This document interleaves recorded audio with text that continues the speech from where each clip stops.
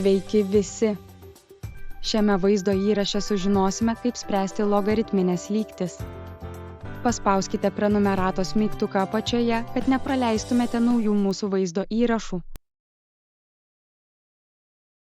Išspręskime duotą logaritminę lygtį. Logaritmas ilgai reiškia dešimtainį logaritmą, tai yra logaritmas, kurio pagrindas 10. Abu logaritmai turi tą patį pagrindą 10. Kadangi abiejose lygties pusėse esantys logaritmai turi tą patį pagrindą, galime logaritmus panaikinti ir spręsti gautąją lygtį.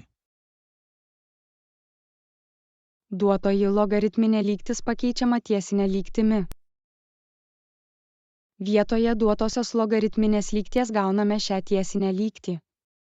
Kairėje pusėje kairiojo logaritmo argumentas.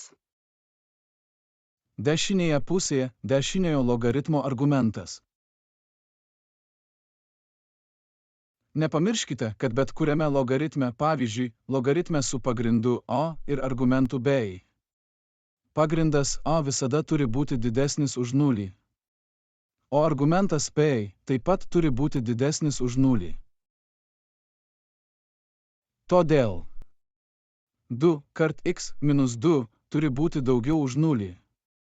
Ir 4 kart x plus 10 turi būti daugiau už nulį.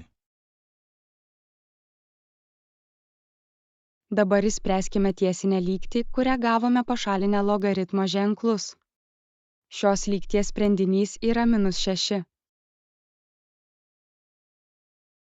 Prieš darydami išvadą, kad -6 yra duotos logaritminės lygties sprendinys, turime patikrinti, ar jis atitinka šias sąlygas, kuriuose logaritmų argumentai pradinėje logaritminėje lygtyje turi būti didesni už nulį.